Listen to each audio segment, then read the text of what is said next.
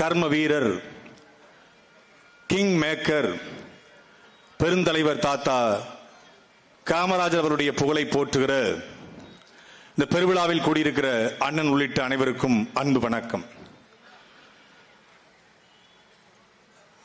1964க்கு பிறகு தமிழ்நாட்டிலே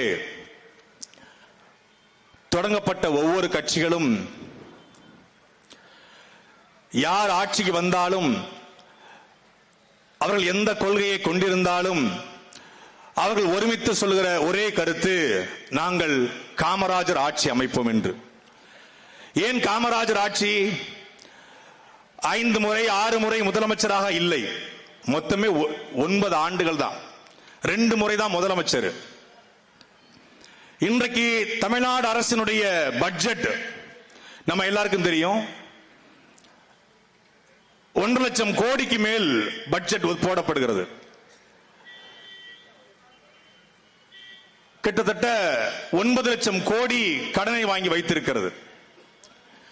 தமிழ்நாட்டுடைய பள்ளிக்கல்வித்துறைக்கு மட்டும் ஒரு ஆண்டுக்கு 45,000 கோடி பட்ஜெட் ஒதுக்கப்படுகிறது. கடந்த 4 ஆண்டுகளில் பள்ளிக்கல்வித்துறைக்கு திமுக அரசு ஒதுக்கிய பட்ஜெட் கிட்டத்தட்ட 1,80,000 கோடி. குறிச்சு வச்சுக்கோங்க, 1,80,000 கோடி திமுக அரசு 4 ஆண்டுகள்ல பள்ளிக்கல்வித்துறைக்கு போட்ட பட்ஜெட். 9 வருஷ காமராஜருடைய ஆட்சி. தயவு செய்து இணையதளத்தை திறந்து படியுங்கள். காமராஜர் ஆட்சிக்கு வருகிற பொழுது தமிழ்நாட்டுடைய மொத்த பட்ஜெட் 41 கோடி. அவர் ஆட்சியை விட்டு இறங்குற பொழுது தமிழ்நாட்டுடைய மொத்த பட்ஜெட் 124 கோடி. பேரன்பிற்குரிய சொந்தங்களே, 124 கோடியில தான் 14,000 பள்ளிக்கூடங்களை கட்டி, அணைகளை கட்டி, PHL தொழிற்சாலை, துப்பாக்கி தொழிற்சாலை என்று எக்கச்சக்க தொழிற்சாலையை உருவாக்கி கல்வி கண்டிருந்து நம்மை படிக்க வச்சான் நம் தாத்தன் கர்ம வீரர் காமராஜர். வெறும் 124 கோடி. ஏன்னா அவன் நேர்மையினுடைய நேர் வடிவமா இருந்தான். அவன் பட்ஜெட்டை ஒதுக்கியது பள்ளிக்கூடத்துக்கு, ஆனால் இங்க பட்ஜெட் ஒதுக்கப்படுவது இவருடைய பாக்கெட்டுக்கு. அதாங்க பிரச்சனை. எல்லோரும் காமராஜர் ஆட்சி அமைப்போம், காமராஜர் ஆட்சி அமைப்போம் சொல்ல காரணம் என்ன? அப்படியாவது அவர் பக்கத்தில் போய் நின்ற மாட்டோமா?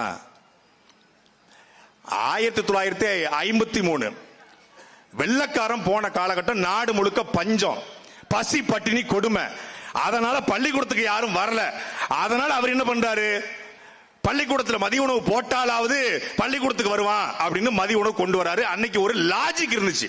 அவர் மதிய உணவு கொண்டு வந்ததுல, மதிய உணவு கொண்டு வந்த உடனே 2,20,000 இருந்த மாணவருடைய எண்ணிக்கை அவர் ஆட்சியை விட்டு இறங்குகிற பொழுது 11,20,000 உயர்ந்திருக்கிறது. இங்கே பல பேர் சொல்லுவான், உங்களை நாங்க தான் படிக்க வச்சோம், பெரியார் படிக்க வச்சாரு, அண்ணா படிக்க வச்சாரு, கருணாநிதி படிக்க வச்சாரு. எங்களையும் என் அண்ணன் சீமானையும் இங்க கூடியிருக்கிற தேவாவையும் இமாயினையும் மதிவானையும் எல்லோரையும் படிக்க வச்சது எங்கள் தாத்தன் கர்ம வீரர் கிங் மேக்கர் காமராஜர். நான் காமராஜர் கட்டிய பள்ளிக்கூடத்தை படிச்சேன். எப்படி எனக்கு தாத்தா? என்ன படிக்க வச்சதால் அவர் எனக்கு தாத்தா. இங்க பல நம்மளை படிக்க வச்சுதான் சொல்லுவான். வெறும் 124 கோடியில ஒருத்தர் இவ்வளவு பெரிய சாதனைகளை செய்த முடிஞ்சது. அவர் செய்த சாதனைகளை பல பேர் பட்டியல் போடுவாங்க. ஆனா தெரியாத சாதனை, என விளம்பரப்படுத்தல. ஒரு பெரிய விழா நடத்தி, பாசத்தலைவனுக்கு பாராட்டு விழா, கல்வி விழா அப்படிலாம் அவர் நடத்தல. தமிழ்நாட்டிற்கு துப்பாக்கி தொழிற்சாலையை கொண்டு வந்துட்டாரு. கிண்டியில ரயில்வே தொழிற்சாலையை கொண்டு வந்துட்டாரு. நீலகிரியில் புகைப்பட சுருள் தயாரிப்பு தொழிற்சாலையை கொண்டு வந்துட்டாரு. தமிழ்நாட்டில் விமானங்களுடைய உதிரி பாகங்கள் தயாரிக்கக்கூடிய ஒரு தொழிற்சாலை ஒப்பந்தமாகிறது.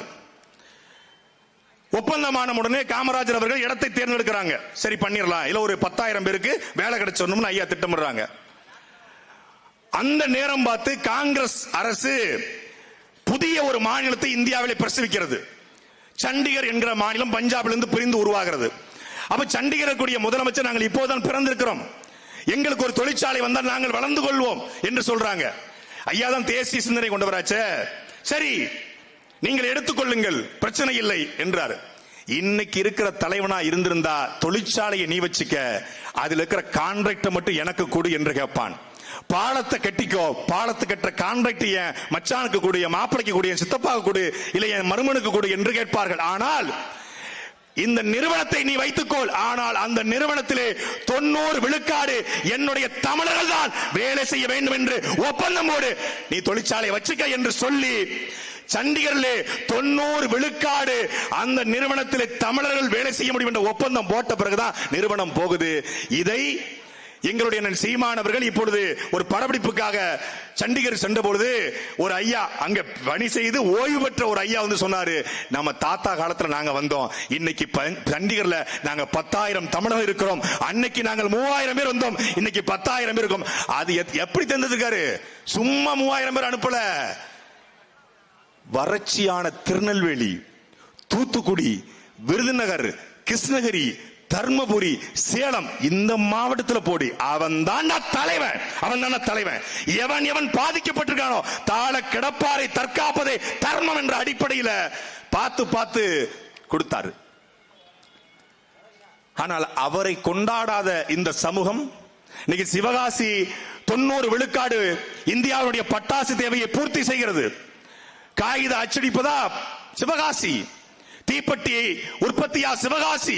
ஏன், எப்படி? கருணாநிதியும் ஜெயலலிதாவும் அண்ணாதுரையும் பெரியாரும் கொண்டு வந்ததா? எங்கள் தாத்தன் காமராஜர் உருவாக்கியதாண்டா இந்த சிவகாசி. இன்னைக்கு ஒரு குட்டி ஜப்பானாக சிவகாசி இருக்கிறது என்றால் தாத்தன் காமராஜர். அவர் நாடாருக்கு பார்த்து செய்யல. சிலர் சொல்லுவான் அவர் நாடாருக்கா பார்த்தாரு. அவர் நாடார் தான். பொன்னை நாடார், பொருளை நாடார், பெண்ணை நாடார், பதவியை நாடார் நாடார். அதனால அவர் நாடார். எல்லா சமூகம் தான் தொழிற்சாலை வச்சிருக்கு.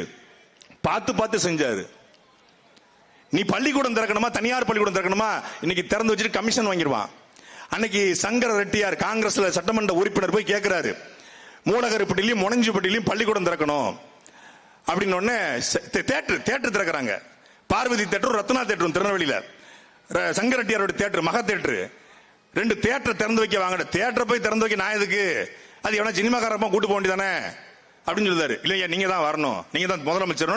சரி வர்றேன், ஆனா தியேட்டர் திறக்கணும்னா நீ 2 பள்ளிக்கூடங்களை கட்டி அது அரசுக்கு கொடு, இலவச பள்ளிக்கூடம் நடத்து என்று முனஞ்சிப்பட்டியில் இருக்கக்கூடிய குருசங்கர் மேல்நிலை பள்ளியும் திருநெல்வேலி மாவட்டத்தில் மூலக்கருவில் குருசங்கர் மேல்நிலை பள்ளியும் திறந்து வச்சாதான் நான் தியேட்டர் திறந்து வைப்பேன்னு சொன்ன தலைவன்டா எங்களுடைய தாத்தன் கர்ம வீரர் காமராஜர். அதனால தான் இன்னைக்கு நினைச்சிருக்காரு.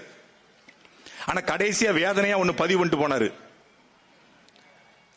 கூட்டத்தை பேசிக்கிட்டு இருக்காரு, மக்கள் பூரா ஓடுறான். இந்த கரூர்ல ஓடுறான்ல, அது மாதிரி ஓடுனான். ஓடும்போது சொல்றாரு, ஓடு ஓடு நல்லா போ போ போ, கூத்தாடி பின்னாடி போ, அவன் கூத்தியாட்ட நாட்டை கொடுத்துட்டு போவான், ஓடு ஓடுனாரு. அவர் என்னைக்கு சொல்லிட்டு போயிருக்காரு, இன்னைக்கு நடந்து கொண்டிருக்கிறது, கண்ணுக்கு முன்னாடி நடந்து கொண்டிருக்கிறது. மொழி போர்ல மொழிக்காக செத்த தமிழ்நாட்டில் ஒருத்த மூஞ்ச பார்க்க செத்தா என்று சொல்வது எவ்வளவு பெரிய கேவலமடா, கேவலமடா. மூஞ்ச பார்க்க போய் செத்து போயிட்டாங்க. யாரும் பேச்ச கேட்க போல, அவனை பார்க்க போயிருக்காங்க. பார்க்க போய் செத்துட்டான். அவ்வளவு கொடூரமாடா இருக்கும். எனக்கு அந்த வண்டியை பார்க்கும் போதெல்லாம் இந்த ராட்சசன் படத்துல ஒரு வண்டி வரும், tongue tongue tongue tongue tongue tongue tongue tongue tongue, ஒரு வண்டி வரும் பாருங்க, அந்த வண்டி மாதிரியே இருக்கு. அந்த வண்டியை பார்க்கும்போது 41 உயிர் போயிருக்கிறது. உங்களுக்கு பழி வாங்கணும்னா என்னைய பழி வாங்குங்க, அவங்கள விட்டுருங்க. சிஎம் சார் எப்படி சிக்கிருக்கோம் பாருங்க. வீரம் படத்துல நம்ம தல அஜித் சொல்லுவாப்ல, டேய் நீ ஆட்களை தொடரணும்னா என்ன தாண்டி தொடரா பார்க்கலாம் அப்படின்னு அவர் சொல்லுவாரு. ரஜகல்ல புல்லகல்ல அப்படின்னு ஒரு பாட்டு வரும்ல, அதுல சொல்லுவாரு. இவர் அதை பார்த்துட்டு அஜித் இருந்து காப்பி அடிச்சு, சிஎம் சார் நீங்க என்னைய தாண்டி அவர்களை தொடுங்க. யார் உன்னை தாண்டி தொட்டது?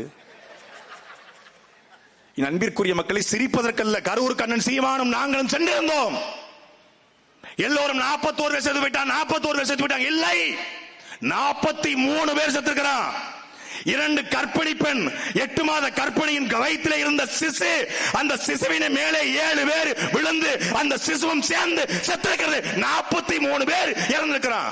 உங்களுக்கு தெரியுமா, 4 வயது குழந்தை இறந்து போச்சு. எப்படி? மரத்தின் கிளை ஒடிந்து அந்த மரத்திலிருந்து மேலே விழுந்தவன் 4 வயது குழந்தையின் மேலே விழுந்து வயிற்றிலிருந்து குடல் வெளியே வந்து அவருடைய கண் மொழி பிதுகி செத்து போயிட்டாடா. பழிய தூக்கி போடுறான், பழிய தூக்கி. சைக்கோடா ஒரு சைக்கோ கிட்ட இத்தனை லட்சம் பேர் கூடி நிக்கிறான்னு சொல்லு. தமிழ் சமூகத்துக்கு கேவலம், அசிங்கம், அவமானம், வெக்கம். எங்க அண்ணன் நெஞ்சில வெடிக்க பேசுறாரு. தமிழர் ஒரு இனம் உண்டு, தனித்தேவருக்கு ஒரு குணம் உண்டு, வீரமும் மானமும் உயிரென்று பேசுறாரு. உலகத்துக்கு நாகரிகத்தை, பண்பாட்டை, கலாச்சாரத்தை, விருந்தோம்பலை கத்துக் கொடுத்த இனம். கீழடி ஆராய்ச்சியை பாருங்கள். யானை தந்தத்தை சீப்பு செய்தார்கள், இரும்பை உருக்கினார்கள், தந்தத்தை உருக்கினார்கள், தங்கத்தை உருக்கினார்கள் பேசுறாரு. அவர் பேசிக்கிட்டு இருக்கும் போதே ஒருத்தன் கூட்டத்துல பிதிக்கிட்டாங்க, மெட்டி மிதிச்சிட்டாங்க, அங்க எல்லாரும் மயக்கம் போட்டு விழுந்துட்டாங்க அப்படின்னு NDTV ரிப்போர்ட்டர் கழுத்துல துண்ட போட்டு இழுத்துட்டு போயிட்டு இருக்கான். ஒரு மான தமிழ சீன பத்திரிகையில எழுதுறான், நடிகனை பார்க்க போய் 41 பேர் செத்து போயிட்டாங்க. சீன பத்திரிகை காரி துப்புகிறது. கேவலமா இல்ல? இந்தியாவில் எந்த மாநிலத்தில் நடந்திருக்கு? மோகன்லால் இல்லையா? மம்புட்டி இல்லையா? சல்மான் கான், ஷாருக் கான் இல்லையா? உலக நாடுகள்ல ஹாலிவுட் ஹீரோ டாம் குரூஸ் மிகப்பெரிய ஹீரோ. அவரை பார்க்க என்னையாவது கூட்டம் கூடி செத்ததா செய்தி உண்டா? இந்தியாவில் எந்த மாநிலத்தில் நடிகனை பார்க்க போய் செத்துருக்கிறான்? இன்னும் சொல்றான், விஜய் எதிர்த்து நீங்கள் பேசுவது திமுகவுக்கு சாதகமா போயிடும். மயிர்ல போவோம், மயிர்ல. டேய், நாங்க திமுகவையோ அதிமுகவையோ ஸ்டாலினையோ எடப்பாடியோ ஆட்சி அமைத்த வரலடா. நாங்கள் இனத்தில் காமராஜரை விட சிறந்த ஆட்சியை உருவாக்க எங்கள் சீமானை செந்தவன் சீமானை அரியணை ஏற்ற வந்த கூட்டம். இந்த கூட்டம் இது அறிவார்ந்த கூட்டம். எங்க பிரச்சனை என்ன? திமுக ஒரு நல்ல வரலாறு தெரிந்த ஒரு நோக்கமுள்ள தலைவன் உருவாக்கிய கட்சி. அது தடுமாறி போயிருச்சு. இது வரும்போதே தடுமாறி வருது. இது கட்டுப்பாடல்ல கூட்டம். இது கட்டுக்கடங்காத கூட்டம் அல்ல. இது கட்டுப்பாடு இல்லாத கூட்டம். இது கொள்கையற்ற, கொள்கையுள்ள கூட்டம் அல்ல. இது கூமுட்டை கூட்டம், இது தற்கொலை கூட்டம், இது ரசிகர் கூட்டம், இது கேடுகட்ட சைக்கோ கூட்டம். அதை உடைச்சு சுக்கா போடத்தான் நினைக்கிறோம் நாங்க. திமுக 1 to 1 எங்களுக்கு 1 to 1. யாராவது காட்டு திமுக இடுமோனம் கார்த்திக் மாதிரி, சல்மான் மாதிரி, பாத்திமா ஃபர்கானா மாதிரி, மதிவானம் மாதிரி, எங்க தங்கச்சி மகளிர் மாணவர் பாசை பொறுப்பாளர் திமுக காட்டுறே. திமுக இப்படி ஒரு மேடை போட்டு நாங்க போட்டோம், அவன் 5 நிமிஷம் எங்களுக்கு தூக்கி தூர போட்டுருவான். ஆனா உன்னைய வீழ்த்துவதாண்டா எங்களுடைய முதல் இலக்கு. 41 உயிர் போயும் அதை பத்தி கவலைப்படாம செட்டில்டா பேசுறாமா. செட்டில்டு 2 பட்டனை கழட்டி விட்டு மைக் போட்டா சினிமாட்டிக் ஆயிரும். இதுக்கு 11 மணி நேரம் ஆலோசனை பண்ணிருக்காங்க. வீக வகுப்பாளரை வைத்துக் கொண்டு கட்சி நடத்துறவன் இல்லை அண்ணன் சீமான். இந்தியாவுக்கே வீகத்தை வகுத்து கொடுக்க வந்தவன் எங்களுடைய அண்ணன் சீமான். அவருக்கு ஒரு இலக்கு இருக்கு. நான் சாத்தியமற்றதை செய்ய மாட்டேன்னு சொல்ல வந்தவர் இல்லை எங்கள் சீமான். அசாத்தியத்தையும் சாத்தியப்படுத்தா. ஏனால் அசாத்தியத்தை சாத்தியப்படுத்திய உலக நாடுகள் 24 நாடுகள் எதிர்த்து நின்றபோதும் களத்திலே கத்தெடுத்து பெற்றெடுத்த பிள்ளைகளையும் கட்டிய மனைவியும் பழிகொடுத்து இந்த நாட்டின் விடுதலைக்காக உயிரித்த எங்களுடைய தலைவன் மேதகவே பிரபாகருடைய பிள்ளைகள் நாங்கள். அசாத்தியத்தை சாத்தியப்படுத்த வந்தவர்கள்.